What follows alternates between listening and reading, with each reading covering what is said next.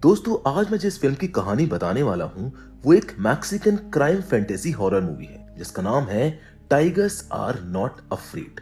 ये फिल्म साल 2017 में रिलीज हुई थी और खास बात यह है कि ये कहानी एक सच्ची घटना से प्रेरित है। ये फिल्म सिर्फ डराने वाली फिल्म नहीं है बल्कि इमोशन, दर्द और हकीकत को बहुत गहराई से दिखाती है। तो अब और बिल्डअप ना देते हुए चलिए जल्दी से स्टार्ट करते हैं आज के इस कहानी को। Hollywood silver screen presenting tigers are not afraid.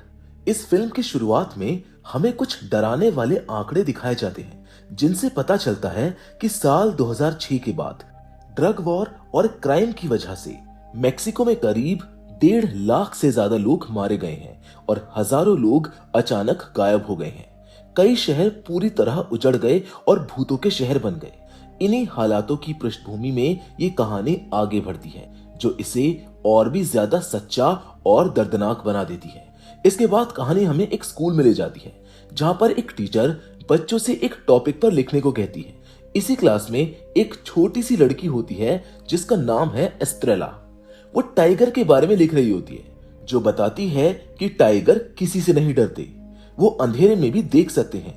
लेकिन तभी अचानक स्कूल के बाहर फायरिंग शुरू हो जाती है। गोलियों की आवाज सुनते ही पूरे स्कूल में अफरा तफरी मच जाती है और बच्चे डर के मारे जमीन पर लेट जाते हैं। एस्ट्रेला भी कांपती हुई बेंच के नीचे छुप जाती है। अब इसी दौरान उसकी टीचर एस्ट्रेला को 3 चौक देती है और कहती है कि ये तीनों उसकी 3 इच्छाओं की तरह काम करेंगी। उस वक्त एस्ट्रेला को इस बात का मतलब समझ में नहीं आता है, लेकिन डर के मारे वो उन चॉक्स को कसकर अपने हाथ में पकड़ लेती है। कुछ देर के बाद जब गोलियों की आवाज बंद हो जाती है तो बच्चे बाहर निकलते हैं और स्कूल को बंद कर दिया जाता है। इधर कहानी हमें एक और किरदार से मिलवाती है जिसका नाम शाइन है। शाइन एक गैंग से जुड़ा हुआ लड़का है और वो खतरनाक आदमी को मारने की कोशिश करता है, लेकिन डर के कारण वो गोली नहीं चला पाता और वहां से भाग जाता है। वो आदमी एक बड़ी क्रिमिनल और पॉलिटिकल बैकग्राउंड वाले गैंग के लिए काम करता था जो किडनैपिंग, मर्डर और ड्रग्स जैसे अपराधों में शामिल था। इससे हमको अंदाजा हो जाता है कि ये दुनिया कितनी बेरहम और खतरनाक है। अब कहानी फिर से एस्ट्रेला की तरफ लौटती है। वो स्कूल से डरी सहमी घर की ओर जा रही होती है। रास्ते में उसे हाईवे पर एक लाश दिखती है जो कपड़े से ढकी हुई होती है। उसका चेहरा साफ दिखाई नहीं देता है, लेकिन उस लाश से बहुत खून अजीब तरीके से एस्ट्रेला का पीछा करने लगता है। ये नजारा उसे अंदर तक हिला देता है। घबराकर वो घर पहुंचती है और अपनी माँ को आवाज देती है, लेकिन उसके घर में कोई नहीं होता। धीरे धीरे उसे एहसास होता है कि उसकी माँ घर पर नहीं है। असल में उसकी माँ को ड्रग माफिया ने किडनैप कर लिया था। एस्ट्रेला अकेली, डरी हुई और बेसहारा हो जाती है। वो पूरी रात अपनी माँ का इंतजार करती रहती है। इसी बीच उसे अपने टीचर की एक बात याद आती है और वो उन 3 चॉक्स में से एक उठाकर इच्छा मांगती है कि उसकी माँ वापस आ जाए। कुछ ही देर के बाद उसके घर के अंदर किसी के होने का एहसास होता है। पीछे से हल्की सी आवाज सुनाई देती है। डर के मारे एस्ट्रेला की हालत खराब हो जाती है और वो तुरंत घर से बाहर निकल जाती है। अब यहीं से ये कहानी एक नया मोड़ लेती है और धीरे धीरे डर, फैंटेसी और दर्द से भरी इस फिल्म की असली दुनिया हमारे सामने खुलने लगती है। डर के मारे एस्ट्रेला पूरी रात घर के बाहर ही बैठी रहती है। अगली सुबह जब वो हिम्मत करके दोबारा घर के अंदर जाती है तो उसको लगता है जैसे कोई चोरी करने आया था। वो उसे पकड़ने की कोशिश करती है, लेकिन तभी शाइन वहां पर आता है और उसे साफ साफ बता देता है कि उसकी माँ को ड्रग से जुड़े एक क्रिमिनल ग्रुप ने किडनैप कर लिया है। ये बात सुनकर एस्ट्रेला यकीन करने से इनकार कर देती है क्योंकि उसको पूरा भरोसा होता है कि पिछली रात उसने अपनी माँ की आवाज सुनी थी। शाइन वहां से चला जाता है, लेकिन एस्ट्रेला अकेली रहकर और भी ज्यादा डरने लगती है।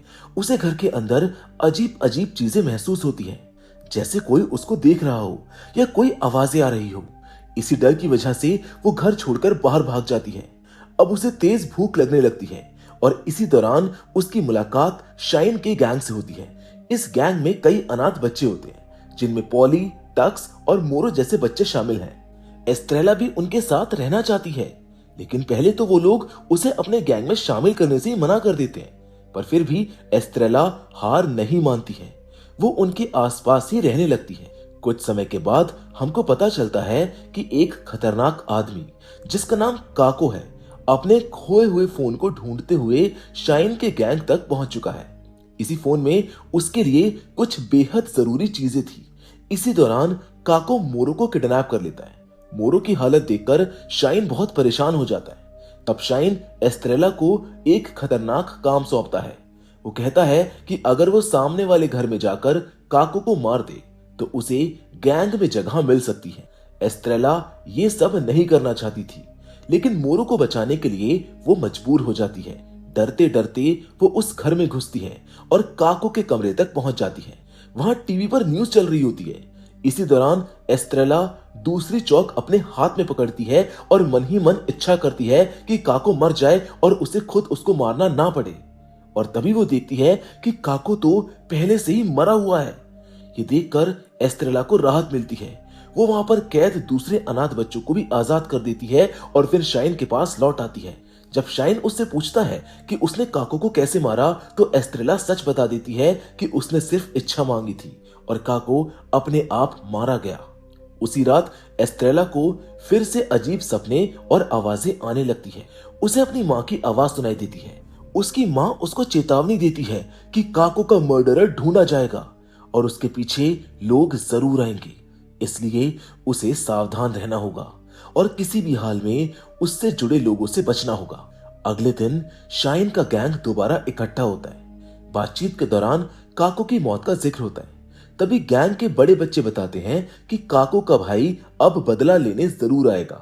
ये सुनकर शाइन और उसका गैंग अपनी जगह बदलने का फैसला करता है और एक सुनसान घर में शिफ्ट हो जाता है, क्योंकि दुश्मन को अब उनकी लोकेशन का पता चल चुका होता है। नई जगह पर पहुंचने के बाद कुछ समय के लिए माहौल शांत हो जाता है। वहीं एस्ट्रेला की नजर शाइन पर पड़ती है, जो चुपचाप उदास बैठा होता है। एस्ट्रेला उसके पास जाती है और उसकी उदासी की वजह पूछती है। शाइन कहता है कि उसे इस बात का अफसोस है कि उसने खुद काको को नहीं मारा, क्योंकि वही आदमी उसकी माँ की तकलीफ की वजह बना था। इसी बीच काको के फोन पर एक कॉल आती है। फोन उठाने पर काको का भाई धमकी देता है कि अगर फोन वापस नहीं किया गया तो वो टक्स को मार देगा। शाइन फोन काट देता है। जब एस्ट्रेला उससे पूछती है कि उसने फोन क्यों नहीं लौटाया, तो शाइन बताता है कि उस फोन में उसकी माँ की एकमात्र फोटो है। किडनैप होने से पहले वही फोटो उसके पास बची थी और इसी वजह से उसने वो फोन चुराया था। अब यहीं से ये कहानी और ज्यादा खतरनाक और भावनात्मक मोड़ लेने लगती है, जहां बच्चों की मासूम दुनिया अपराध, डर और बदले के बीच फंसती चली जाती है। शाइन साफ मना कर देता है कि वो फोन वापस नहीं देगा। इसी दौरान एस्ट्रेला उसे अपने उन 3 चॉक्स के बारे में बताती है, जिनसे उसकी इच्छाएं पूरी हो जाती हैं। तब शाइन अपने चेहरे पर जले हुए निशान को हटाने की बात करता है, लेकिन एस्ट्रेला उसको रोक देती है।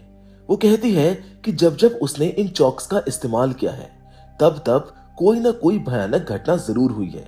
उसे अब डर लगने लगा है कि उसकी इच्छाओं की कीमत किसी को अपनी जान से चुकानी पड़ती है। इसके बाद शाइन उससे पूछता है कि क्या उसके पास अपनी माँ की कोई फोटो है। एस्ट्रेला बताती है कि फोटो तो है, लेकिन वो उसके घर में रखी हुई है। ये सुनकर शाइन उदास हो जाता है और कहता है कि शायद उसका घर अब तक जला दिया गया होगा और उसकी माँ को भी उसी गैंग ने उठा लिया होगा। फिर भी वो एस्ट्रेला की मदद करने के लिए उसके घर जाता है ताकि फोटो ढूंढ सके, लेकिन लौटते वक्त उसे दुश्मन गैंग के लोग पकड़ लेते हैं। उधर एस्ट्रेला ये सब देख लेती है और डर के मारे खुद को एक कमरे में बंद कर लेती है, लेकिन कमरे के अंदर उसे फिर से अजीब अजीब डरावनी चीजें दिखने लगती हैं, जैसे मरे हुए लोगों की परछाइयां। घबरा कर वो कमरे से बाहर निकल आती है और इसी बीच शाइन भी पकड़ लिया जाता है, लेकिन किसी तरह वो खुद को छुड़ाकर भागने में कामयाब हो जाता है। हालात और बिगड़ जाते हैं। मोरो को गोली मार दी जाती है और उसकी मौके पर ही मौत हो जाती है। ये खबर शाइन के पूरे गैंग को अंदर तक हिला देती है। सब लोग सदमे में आ जाते हैं। इसके बाद शाइन एस्ट्रेला को काको के फोन का एक वीडियो दिखाता है। उस वीडियो में साफ दिखाई देता है कि काको एक औरत का बेरहमी से मर्डर कर रहा है। उसी वीडियो के सहारे काको बड़े बड़े लोगों को ब्लैकमेल करता था। इसी वजह से काको का भाई टीटो उस फोन को हर हाल में वापस चाहता था। उस फोन में ना सिर्फ मर्डर का वीडियो था बल्कि शाइन की मां की फोटो भी मौजूद थी। अब एस्ट्रेला एक फैसला लेती है। वो कहती है कि अगर टीटो फोन चाहता है तो उसे बदले में उस पूरे क्रिमिनल गैंग को खत्म करना होगा। वही गैंग जिसने अनाथ बच्चों के माता पिता को किडनैप किया और इंसानी तस्करी चलाई। शाइन इस खतरनाक प्लान के लिए मान जाता है। टीटो को एक तय समय और जगह पर मिलने के लिए बुलाया जाता है जहां शाइन उसे फोन लौटाने वाला होता है। टीटो धमकी देता है कि अगर वो वहां पर नहीं पहुंचे तो वो सबको मार डालेगा जैसे उसने काको को मारा था। इसी बात से शाइन के गैंग को यह समझ आ जाता है कि काको को किसी और ने नहीं बल्कि टीटो ने ही मारा था। ये जानकर गैंग के कुछ बच्चे डर जाते हैं और एस्ट्रेला को अकेला छोड़कर भाग जाते हैं। जब एस्ट्रेला अकेली रह जाती है तो उसे चारों तरफ से कई मरे हुए लोग दिखाई देने लगते हैं। ये वही आत्माएं होती हैं जिनकी मौत के लिए वही क्रिमिनल गैंग जिम्मेदार था। उन डरावने चेहरों को देखकर एस्ट्रेला बुरी तरह घबरा जाती है और वहां से भाग निकलती है। दूसरी ओर पॉली और टक्स इस मिशन को पूरा करने से डर जाते हैं। उन्हें लगता है कि अगर वो वहां पर गए तो मारे जाएंगे, इसलिए वो पुलिस स्टेशन पहुंच जाते हैं। लेकिन पुलिस भी कुछ नहीं करती क्योंकि सामने वाला एक बड़ा और ताकतवर आदमी होता है। इसी बीच वीडियो को ध्यान से देखने पर एक और चौंकाने वाली सच्चाई सामने आती है। जिस औरत का मर्डर वीडियो में दिख रहा था वो कोई और नहीं थी बल्कि एस्ट्रेला की मां थी। ये सच्चाई जानकर सब कुछ बदल जाता है। शाइन रास्ते में एस्ट्रेला को उसकी मां की मौत के बारे में बता देता है। ये सुनकर एस्ट्रेला टूट जाती है, लेकिन उसके अंदर का डर अब गुस्से में बदल चुका होता है। वो शाइन से कहती है कि अगर वो अपनी आखिरी बची हुई चौक से किसी को मार दे तो क्या सब कुछ खत्म हो जाएगा। लेकिन शाइन उसको समझाता है कि सिर्फ इच्छा करने से सब ठीक नहीं होता, क्योंकि काको पहले ही मर चुका था और असली बुराई अब भी जिंदा है। पहली बात तो यह है कि शाइन को अभी भी पूरी तरह से यकीन नहीं होता है कि एस्ट्रेला की इच्छाएं सच में काम करती है। इसी बीच सभी लोग टीटो की बताई हुई जगह पर पहुंच जाते हैं जहां उसका बर्थडे सेलिब्रेशन चल रहा होता है। मौका मिलते ही शाइन उस क्रिमिनल गैंग पर फायरिंग कर देता है। गैंग के लोग मारे जाते हैं और वो टीटो का फोन वापस कर देता है। इसके बाद सब लोग वहां से जान बचाकर भागने लगते हैं। भागते हुए शाइन और एस्ट्रेला आगे बढ़ ही रहे होते हैं कि तभी अचानक एस्ट्रेला रुक जाती है। वो कांपते हुए आवाज में कहती है कि यही वो जगह है जहां पर उसकी मां का मर्डर हुआ था। दर्द और गुस्से में डूबी एस्ट्रेला फिर से शाइन से पूछती है कि क्या वो अपनी आखिरी चौक से टीटो को मार दे। शाइन उसको समझाने की कोशिश करता है कि ये सब सच नहीं है एस्ट्रेला। अगर उसकी इच्छाएं इतनी ताकतवर है तो उसके चेहरे से जले हुए निशान को हटाकर दिखाए। एस्ट्रेला वैसा ही करती है और सच में शाइन के चेहरे से जले हुए निशान गायब हो जाते हैं। लेकिन ठीक उसी पल पीछे से टीटो गोली चला देता है और शाइन वहीं पर मारा जाता है। यहाँ एक अजीब और दर्दनाक सच सामने आता है। शाइन का निशान तो हट गया था लेकिन उसकी जान चली गई। यही वो बात थी जिसे एस्ट्रेला पहले ही कह चुकी थी कि जब भी वो अपनी इच्छाओं का इस्तेमाल करती है कुछ ना कुछ बहुत बुरा जरूर होता है। पहले 2 बार भी उसकी इच्छाएं पूरी हुई थी, लेकिन इस बार उसकी कीमत शाइन की जिंदगी बन गई। शाइन की मौत देखकर एस्ट्रेला पूरी तरह टूट जाती है और डर के मारे एक गड्ढे के नीचे छिप जाती है। तभी उसे वही टाइगर दिखाई देता है जो शुरू से उसके साथ जुड़ा हुआ था। इसके बाद एस्ट्रेला को एक ऐसा दृश्य दिखता है जहां बहुत सारी आत्माएं नजर आती हैं, जिसमें उसकी मां भी शामिल होती है। ये सभी आत्माएं उन लोगों की होती है जिन्हें ड्रग माफिया और क्रिमिनल गैंग्स ने किडनैप करके मार दिया था। अपनी मां को देखकर एस्ट्रेला फूट फूट कर रो पड़ती है। अब एस्ट्रेला हिम्मत जुटाती है और चालाकी से टीटो को उसी स्टोरेज रूम में बुला लेती है, जिसके बाद वो खुद बाहर निकल जाती है और अंदर वो सभी आत्माएं टीटो के ऊपर टूट पड़ती हैं। उसे उसके किए की भयानक सजा मिल चुकी थी। जिस तरह से उसने मासूम लोगों की जिंदगियां तबाह की थी, उसी तरह अब उसका भी अंत हो जाता है। ये उसकी क्रूरता और लालच का नतीजा था जो उसने पावर और पैसे के लिए किया था। इसके बाद एस्ट्रेला की मुलाकात शाइन की आत्मा से होती है, जो उसे चुपचाप अलविदा कहता है। वही आत्माएं बाहर से स्टोरेज रूम को आग लगा देती है, ठीक वैसे ही जैसे कभी शाइन का घर जलाया गया था। आखिरकार एस्ट्रेला के सामने वही टाइगर फिर से आता है और अब एस्ट्रेला खुद को एक निडर टाइगर की तरह महसूस करने लगती है। वो अब डरपोक बच्ची नहीं रहती, बल्कि एक मजबूत और आजाद इंसान बन चुकी होती है। एंड में हमें एक बेहद खूबसूरत सीन दिखाया जाता है जहां एस्ट्रेला पूरी तरह आजाद नजर आती है। दोस्तों, टाइगर्स आर नॉट अफ्रेड सिर्फ एक हॉरर मूवी नहीं है, ये उन बच्चों की कहानी है जो 2006 में हुई मेक्सिको की हिंसा, किडनैपिंग और ड्रग वॉर की वजह से अनाथ हो गए। टाइगर यहाँ पर एक प्रतीक है, निडरता, हिम्मत और आजादी का। जैसे टाइगर किसी से नहीं डरता, वैसे ही एस्ट्रेला भी अंत में अपने डर से ऊपर उठ जाती है। चौक और इच्छाएं असल में मरे हुए लोगों की आत्माओं का सहारा थी जो इंसाफ चाहती थी। एस्ट्रेला एक मासूम बच्ची थी, उसने किसी का खून नहीं किया था, बल्कि सच्चाई और इंसाफ का साथ दिया।